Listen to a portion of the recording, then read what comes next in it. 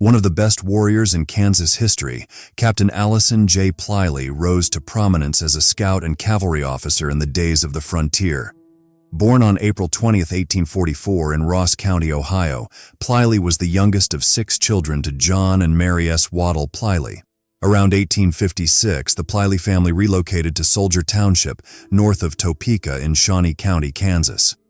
Pliley started his service in Kansas military forces on September 16, 1863, by enlisting in F Company, 15th Kansas Volunteer Cavalry.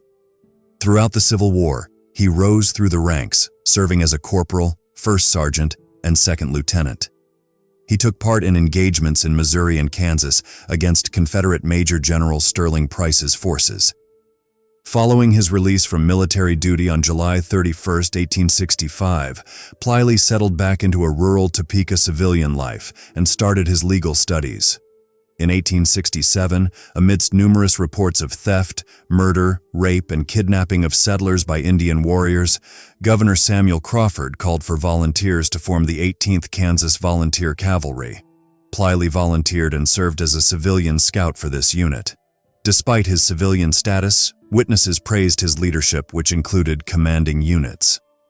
Pliley fought at the Battle of Prairie Dog Creek on August 21, 1867, in the northwest corner of Phillips County, close to Norton, Kansas and Phillipsburg, Kansas.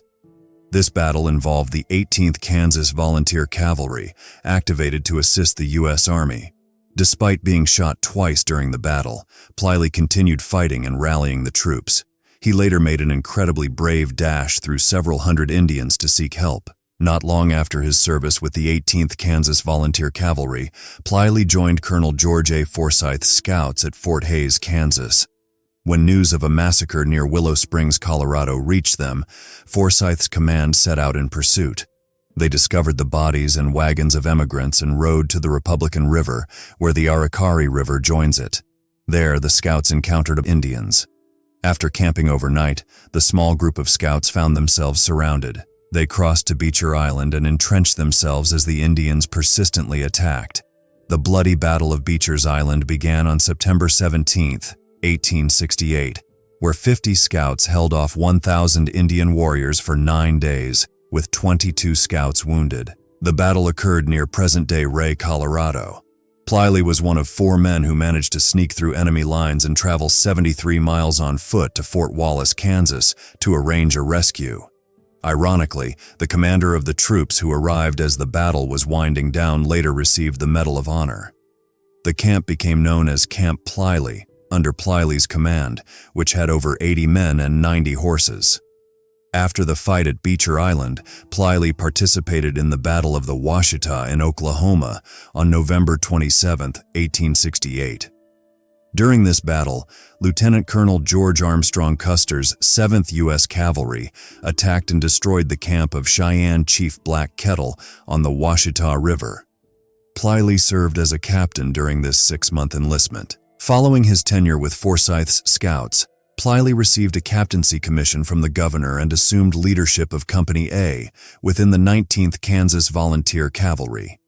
Pliley led a troop of soldiers across the snow at night to seek assistance after the unit got lost during a strong blizzard, ultimately preventing the regiment from freezing to death. He served in this role from October 20, 1868 until April 18, 1869, and was consistently chosen to lead scouting and rescue missions. After serving in the 19th Kansas, Pliley was chosen to lead Company A of the 2nd Frontier Battalion, which was established in Lincoln County, Kansas, in response to Indian raids on the houses of multiple people. The camp became known as Camp Pliley, under Pliley's command, which had over 80 men and 90 horses. Although no major battles took place, Indian hostilities in the area ceased while Camp Pliley was active.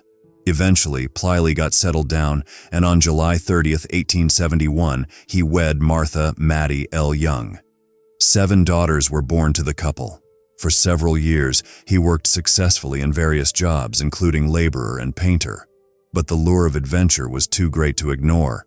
In 1876, he sent a letter to General George Custer, whom he had served with in 1868 and 1869, requesting a scouting job. Though a reply from Custer eventually arrived offering him the position, it came too late, as Custer and his men had already embarked on their mission, which culminated in the Battle of the Little Bighorn. Pliley later took on different jobs, but eventually found steady work dredging sand for contractors in downtown Kansas City, Kansas. During the winter months, he earned income by cutting ice for storage. His residence was in Armourdale, situated in northern Kansas City. On February 22, 1917, Captain Allison J. Pliley passed away at the age of 72 at his home. He was laid to rest in the Quindaro Cemetery in Kansas City, Kansas. One of the top cavalry officers of the day, and one of the most successful scouts, Mr. Pliley is very modest and never would push himself ahead or toot his own trumpet, according to a fellow soldier who had campaigned throughout the Kansas plains.